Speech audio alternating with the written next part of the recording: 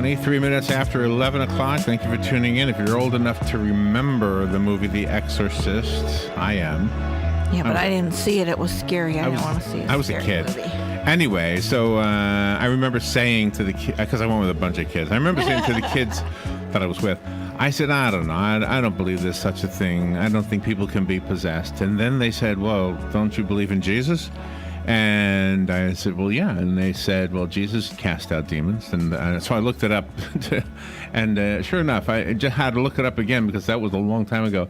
And this is what it says here. I'm not an expert on this. I just Googled it. 4 of Christ's 33 miracles concern the casting out of demons. So there you go. There's the evidence.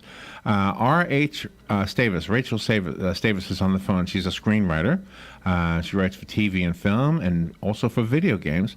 And she herself is an exorcist. She does her work pro bono, it says.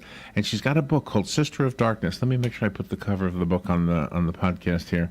I got it there already. Okay, thank you. The Chronicles of a Modern Exorcist, the true story of Rachel's journey to becoming an exorcist. Good morning, Rachel. Thank you for being on the show. This is cool stuff. How are you?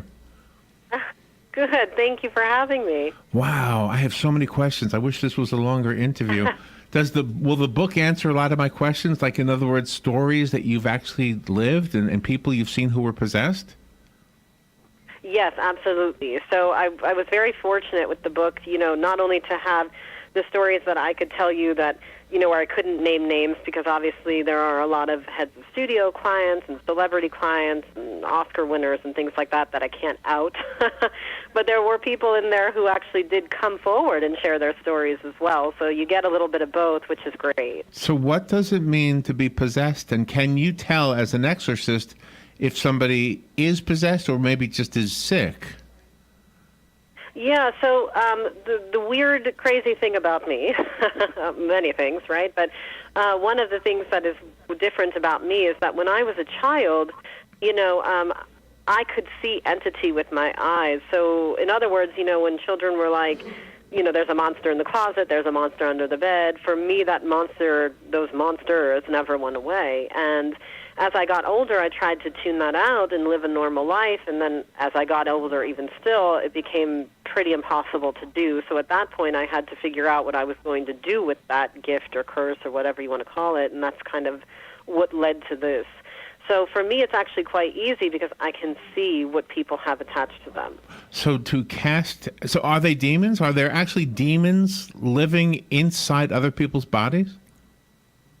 Well, so how I see it is all energy-based. So I don't call them all demons. I call them entities. And the reason I do that is because there are many, many different kinds, and they are all low frequency. So they're all takers, attachers, if you will. But some of them are more like leeches, for example. You wouldn't call a leech a demon, but a leech will still, bleed you dry if given the opportunity. Right. You know what I mean? Yeah. So, and it goes all the way up to very, very malevolent, those things that people would call demons, or even up to what you might call the devil, if you will. Well, so therefore, would the influenza virus, would that be a demon in a way, or an entity? Well, it's a parasite, right? I mean, it's a parasite, so it depends on how you look at things, right?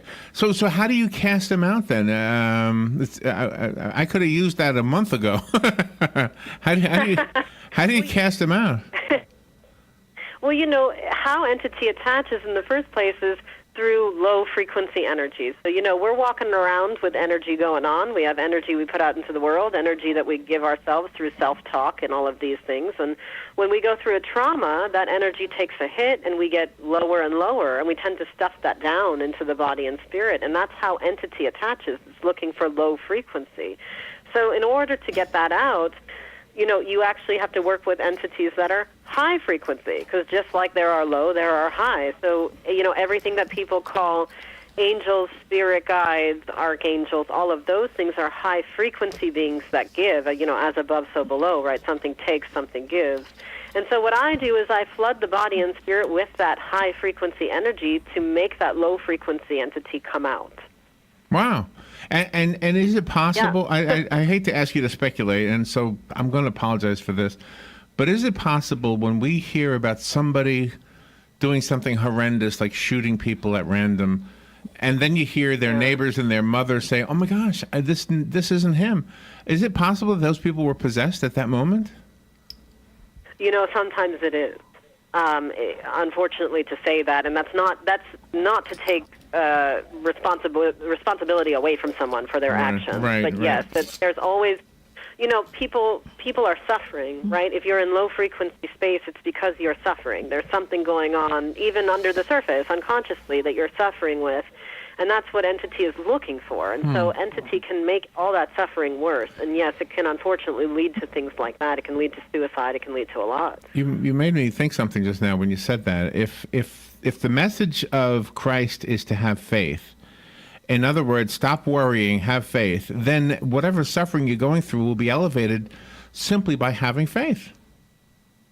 Well, it's absolutely true, and that's why, when people sing, when people pray, when you go through those things, when you have gratitude, right, when you have that belief system and that faith going on, it raises your frequency.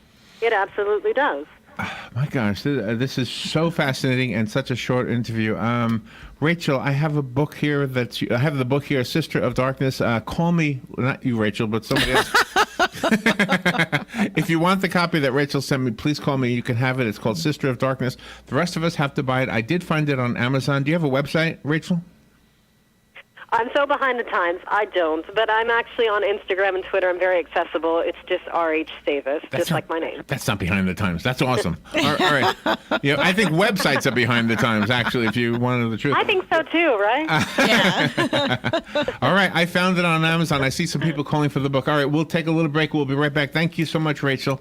This is The Source, WOCA Ocala. Radio. I'm Chris Foster. Could be a late night on Capitol Hill with votes expected on a bipartisan spending bill to avoid a government shutdown at midnight. But there's bipartisan opposition in the House from Democrats who want protection for some younger illegal immigrants. It's about the United States of America and who we are as a country. That's Nancy Pelosi. Some Republicans say the bill just costs too much. There's an old saying about spending like a drunken sailor. Even drunk sailors never spent money this recklessly. That's Tennessee Congressman John Duncan. The bill includes $300 billion more in defense and domestic spending over the next 2 years. Former President George W. Bush says during a talk in Abu Dhabi that there's pretty clear